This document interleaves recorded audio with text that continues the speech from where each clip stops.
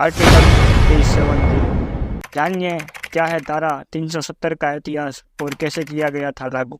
Article 370 हटाने के फैसले पर दर्ज याचिका पर सुप्रीम कोर्ट ने अपना फैसला सुना दिया है। कोर्ट ने इस फैसले को सही ठहराया है। 5 जजों की संविधान पीठ ने कहा कि इसको हटाने से जम्मू कश्मीर को ही फायदा होगा। चलिए जानते हैं कि धारा क्या है, इससे यहाँ के लोगों को कौन से अधिकार मिलते हैं और आखिर इससे जुड़ा इतिहास क्या है। Srinagar online day.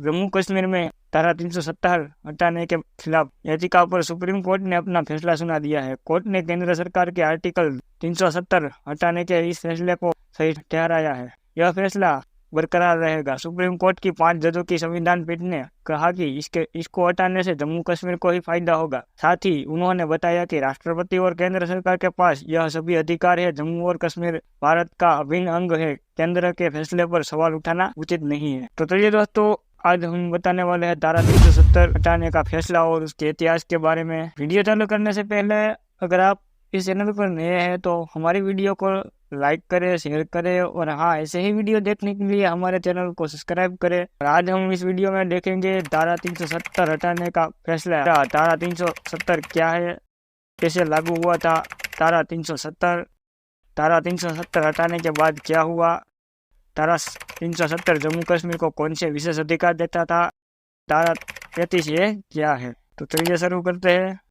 जम्मू कश्मीर में धारा 370 हटाना नरेंद्र मोदी की सरकार का ऐतिहासिक फैसला माना जाता है। 4 साल पहले संसद में इसे काफी हंगामे के बीच पेश किया गया था और पूर्व राष्ट्रपति रामनाथ कोविंद की मजबूरी के बाद यह फैसला लागू किया गया।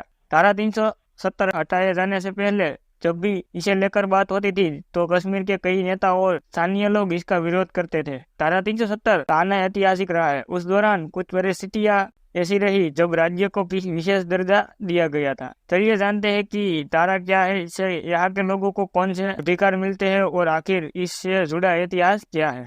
धारा 370 क्या है। भारत के संविधान में 17 अक्टूबर 1949 को धारा 370 शामिल किया गया था। यह जम्मू कश्मीर को भारत के संविधान से अलग रखता था। इसके तहत राज्य सरकार को अधिकार था कि वो अपना संविधान स्वयं तैयार करे। साथ ही संसद को अगर राज्य में कोई कानून लाना है तो इसके लिए यहाँ की सरकार की मंजूरी लेनी होती थी। वही पहले जम्मू कश्मीर का राष्ट्रीय ध्वज भी अलग था और यहाँ के लोगों के लिए राष्ट्रीय ध्वज का सम्मान करना अनिवार्य नहीं था। इसे लागू हुआ धारा 370। यह भारतीय संविधान के भाग अस्थायी संक्रमण कालीन और विशेष शीर्षक से तैयार किया गया था। अक्टूबर 1947 के कश्मीर के तत्कालीन महाराज हरि सिंह ने भारत के साथ विलय पत्र यानी इंस्ट्रूमेंट ऑफ एक्शन पर हस्ताक्षर किए थे। इसके जरिए उन्होंने प्रिंसली स्टेट को भारत में विलय पर सहमति जारी की थी। इस विलय पत्र में लिखा था कि जम्मू कश्मीर विदेश, रक्षा और संचार मामलों में भारत सरकार को अपनी शक्ति हस्तांतरित करेगा। इसके बाद साल 1949 में जम्मू कश्मीर की सरकार ने इसका एक प्रस्ताव तैयार किया और 27 मार्च 1949 को कश्मीर की संविधान सभा में इसे कुछ बदलाव के साथ स्वीकार किया। 17 अक्टूबर 1949 को यह भारतीय संविधान का हिस्सा बन गया। धारा 370 हटाने के बाद क्या हुआ। भारत सरकार ने 5 अगस्त 2019 को जम्मू कश्मीर से विशेष दर्जा खत्म कर दिया था। जम्मू और कश्मीर केंद्र शासित प्रदेश बन गया और लद्दाख को एक अलग केंद्र शासित प्रदेश बना दिया गया।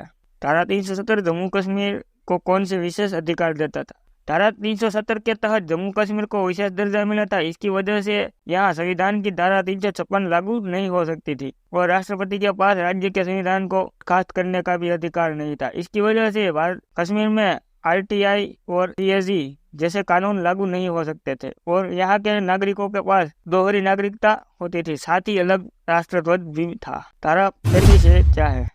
35 के तहत 14 मई 1954 को पहले जो कश्मीर में बस गए थे उन्हीं लोगों को यहाँ का स्थायी निवासी माना जाता था। साथ ही जो लोग यहाँ के निवासी नहीं थे उनके पास राज्य में जमीन लेने का अधिकार नहीं था। यानी कि जो लोग भारत में रह रहे थे वे भी यहाँ जमीन नहीं ले सकते थे। यहाँ तक कि यहाँ सरकारी नौकरियों तक के लिए भी आवेदन नहीं किया जा सकता था और न ही यहाँ के विश्वविद्यालयों में एडमिशन लिया जा सकता था। तो दोस्तों, आज हमने आर्टिकल 360 के इतिहास, एक फैसले, इसका इतिहास और ये कैसे लागू हुआ था इसके बारे में हमने आपको बताया।